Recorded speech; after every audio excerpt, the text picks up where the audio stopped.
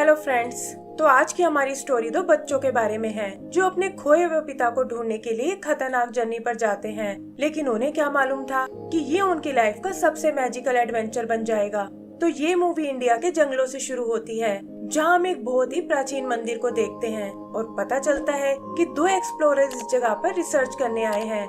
इनमें से एक है चार्ल्स विलर्ड, जो दुनिया से लुप्त हो चुके एनिमल्स पर रिसर्च कर रहा है, और दूसरा है प्रोफेसर शोंकू, जो अपने इन्वेंशंस के लिए बहुत फेमस है। साथ मिलकर उन्होंने कई रहस्यों से पर्दा उठाया है और यहाँ भी उन्हें ऐसा ही एक मिस्टीरियस टैबलेट मिलता है। वो देखते हैं कि टैबलेट पर किसी हिडन वर्ल्ड तक जाने का रास्ता है, जहाँ यूनिकॉर्न के साथ साथ और भी कई मैजिकल एनिमल्स रहते हैं। चार्ल्स बताता है कि उसके बच्चों को यूनिकॉर्न्स बहुत पसंद है और इस पर शोंकू कहता है कि अगर तुम चाहो तो मैं पुराने डीएनए को जोड़कर एक असली यूनिकॉर्न बना सकता हूँ। लेकिन चार्ल्स इसके लिए मना कर देता है और कहता है कि बनाने से ज्यादा मैं उसे ढूंढना पसंद करूंगा। तभी हम फ्रैंक नाम के एक विलेन को देखते हैं, जो शोंकू के इन्वेंशन चुराकर उससे पैसा कमाना चाहता है और इसीलिए उसकी नजर हमेशा उसके मिशंस पर रहती है। वो उन्हें बांधकर उनकी डायरी को चुरा लेता है और कहता है कि अब उसे अमीर बनने से कोई नहीं रोक सकता। फिर वो उन्हें मरने के लिए छोड़कर निकल जाते हैं, लेकिन किस्मत उन दोनों को बचा लेती है और वो उस टैबलेट को लेकर बाहर निकल आते हैं। तभी वो फ्रैंक के हेलीकॉप्टर को देखते हैं और शोंकू उसका पीछा करने के लिए अपनी राइड मंगवाता है। फिर वो अपने गैजेट्स की मदद से उस डायरी को वापस पाने की कोशिश करता है, लेकिन इसी चक्कर में चार्ल्स बैलेंस खोकर नीचे गिरने लगता है। शोंकू भी डायरी छोड़कर अपने दोस्त को बचाने जाता है और एक पैराशूट की मदद से वो दोनों सेफली नीचे आ जाते हैं। आगे का सीन 18 महीने बाद का है, जहां हम मेलोडी और उसके भाई मो को देखते हैं और पता चलता है कि वो यहाँ अपने डैड चार्ल्स को ढूंढने आए हैं। जल्दी ही उनकी ट्रेन स्टेशन पर पहुँच जाती है और हम देखते हैं कि एक रोबोट छुपकर उन दोनों को आइडेंटिफाई कर रहा है। मेलोडी मो से कहती है कि हमें प्रोफेसर शोंकू तक पहुंचना होगा, क्योंकि वही है जो इसमें हमारी मदद कर सकते हैं। लेकिन बाहर उनका सामना फ्रैंक के लोगों से होता है, जो उन दोनों को किडनैप करने आए हैं। रोबोट भी खतरे को समझ जाता है और बच्चों को उनके साथ नहीं जाने देता। वो बताता है कि मैं शोंकू का पर्सनल रोबोट रोबू हूँ और उन्होंने ही मुझे तुम्हें लेने भेजा है। फिर वो उसकी बाइक से आगे बढ़ने लगते हैं और रोबू उन्हें शोंकू के मेंशन में ले आता है। शोंकू को लगता है कि ये शायद उसके नए असिस्टेंट हैं और वो उन्हें अपनी लैब में चलने को बोलता है, जहां वो एक नए एक्सपेरिमेंट पर काम कर रहा है। मेलोडी और मो उसे बताने की बहुत कोशिश करते हैं, लेकिन शोंकू उनकी बातों पर कोई ध्यान नहीं देता और उन्हें दिखाता है कि कैसे उसने डीएनए की मदद से एक यूनिकॉर्न बना लिया है। बच्चों को यूनिकॉर्न थोड़ा अजीब सा लगता है, लेकिन शोंकू बताता है कि शायद डीएनए मैचिंग में कुछ गड़बड़ हो गई है और ये सब उसकी डायरी चोरी होने की वजह से हुआ है। यही हम शोंकू के दूसरे असिस्टेंट आवी को देखते हैं, जो उन सब के लिए आम लेकर आया है, लेकिन वो भी इस अजीब से एनिमल को देखकर डर जाता है। इधर मेलोडी शोंकू को अपने डैड के बारे में बताती है कि कैसे वो अचानक से कहीं गायब हो गए हैं, और ये सुनकर शोंकू परेशान हो जाता है।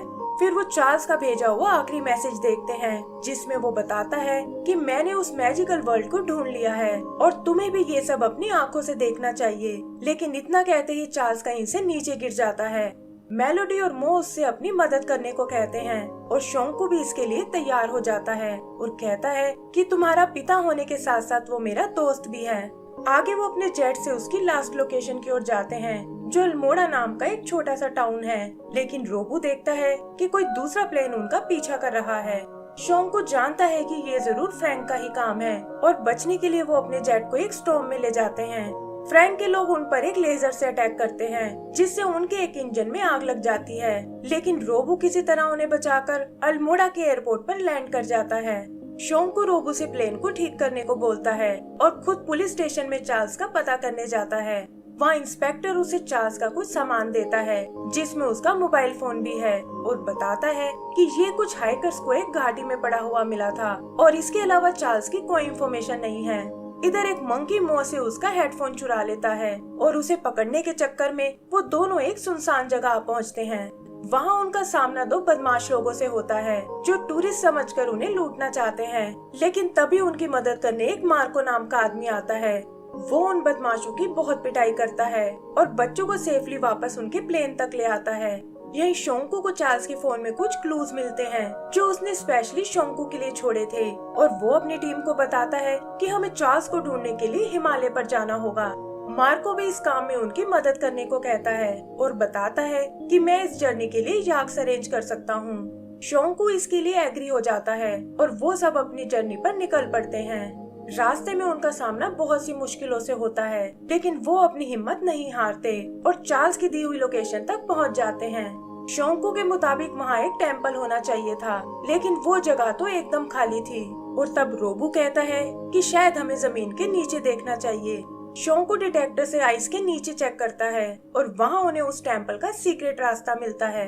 शोंकू बताता है कि यहीं से उन्हें आगे जाने का क्लू मिलने वाला है, लेकिन उसके लिए हमें सुबह तक इंतजार करना होगा। और फिर वो सब सोने चले जाते हैं। सुबह वो सूरज की पहली रोशनी को फॉलो करने को कहता है और वो देखते हैं कि उससे दीवार पर एक बुल की शेप बन रही है, जिसका मुंह उत्तर दिशा की तरफ है।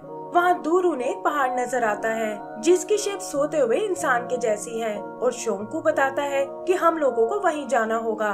फिर हम उन्हें याक और स्लेज लेकर आगे बढ़ते हुए देखते हैं, जहाँ रास्ते में उन्हें एक फ्रोजन रिवर मिलती है।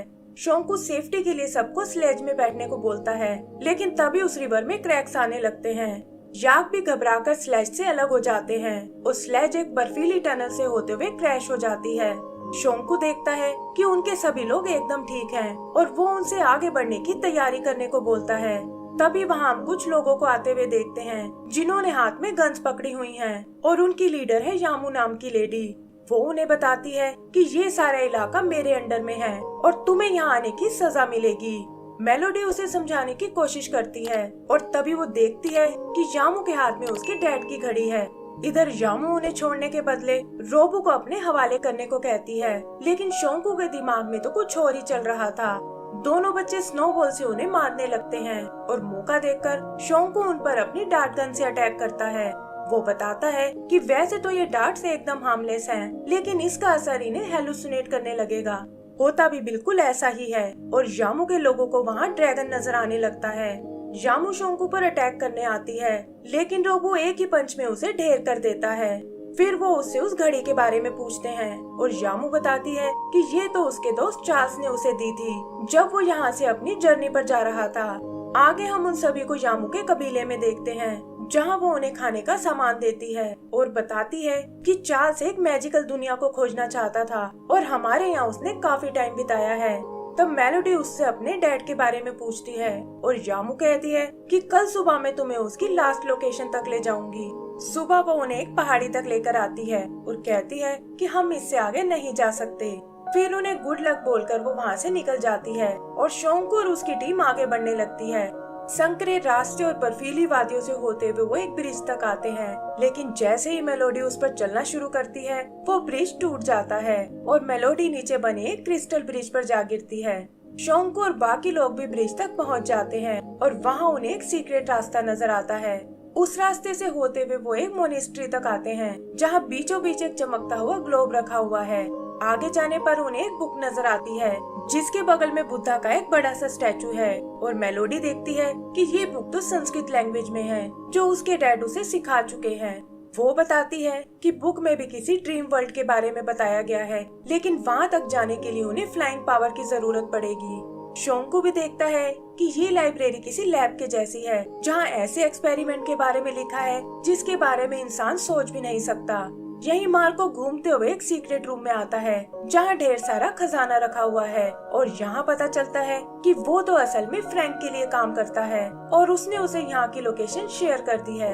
इधर शोंकू और बच्चों को सामने एक क्रिस्टल बॉल नजर आती है और वो समझ जाते हैं कि आगे जाने के लिए हमें इसे पार करना होगा।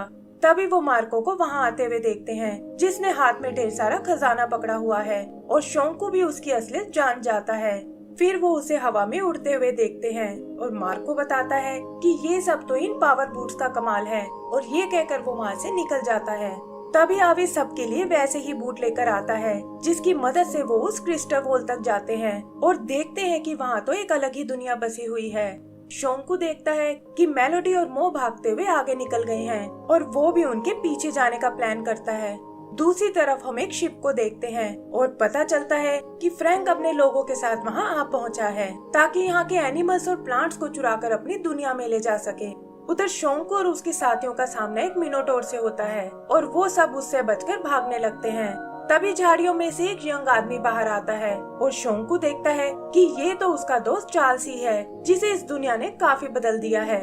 चार्ल्स बताता है कि मिनोटोर तुम्हें कोई नुकसान नहीं पहुंचाएगा, क्योंकि मैंने उसे समझाकर दूर भेज दिया है और मैं तो यहाँ तुम्हारे शिप को देखकर आया हूँ। लेकिन शोंकू कहता है कि हम तो यहाँ कोई शिप नहीं लाए, और वो समझ जाते हैं कि ये जरूर फ्रैंक ही होगा।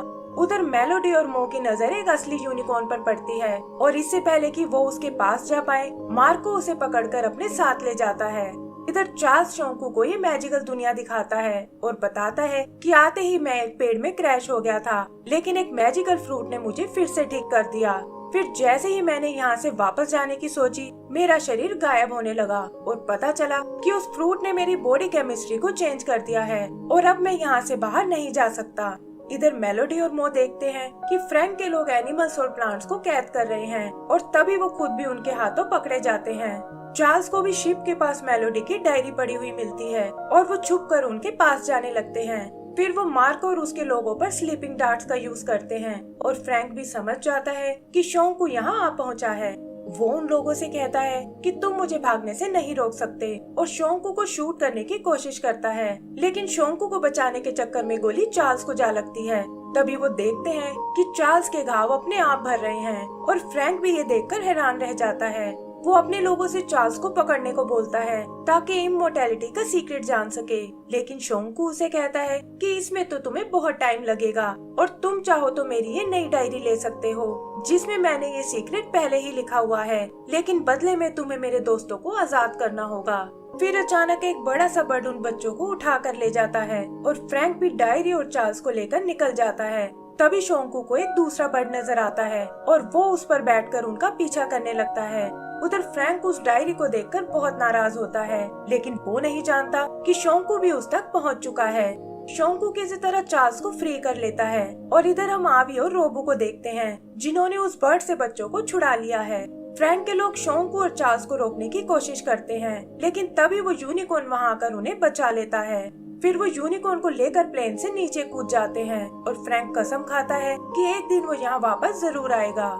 चार्ल्स अपने बच्चों से मिलकर बहुत खुश होता है और तब शोंकू उसे बताता है कि फ्रैंक अपने साथ कई सारे एनिमल्स को ले गया है, लेकिन चार्ल्स कहता है कि इस बार वो कामयाब नहीं हो पाएगा और ना ही उसे वापस आने का रास्ता मिलने वाला है।